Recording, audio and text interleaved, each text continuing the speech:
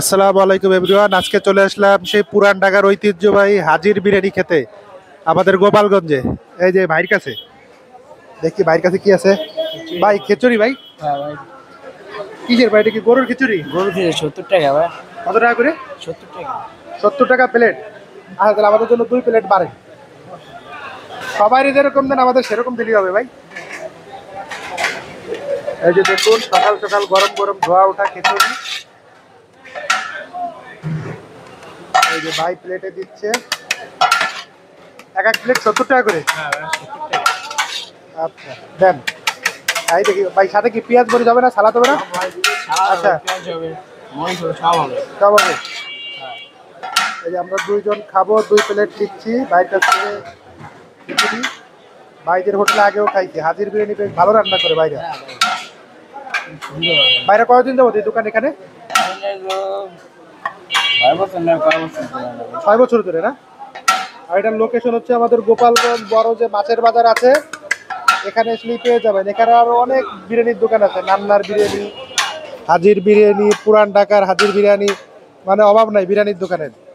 আরে ভাইদের এখানে পরিবেশটাও কিন্তু বেশ সুন্দর, আশেপাশে যতগুলো দোকান আছে। আচ্ছা ভাই তাহলে দেন, আমরা বসি। ঠিক আছে। আচ্ছা, এই যে খিচুড়ি নিয়ে বসে পড়লাম খেতে, দেখা যাক স্বাদটা কেমন। আগেবারও অবশ্যই দোকান থেকে খেয়েছি, বেশ ভালোই লেগেছে আমার কাছে খিচুড়িটা। দেখি ভিতরে কত টুকরা মাংস আছে। 1 টুকরা, 2 টুকরা, ছোট ছোট করে পিস করে দেওয়া মাংস। আচ্ছা 5-6 টুকরা আছে মাংস, 5-6 টুকরার মতো আছে।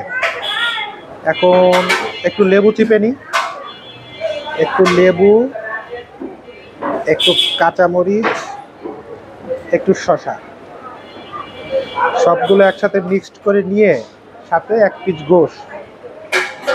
এখন দেখা যাক কেমন লাগে। বিসমিল্লাহ।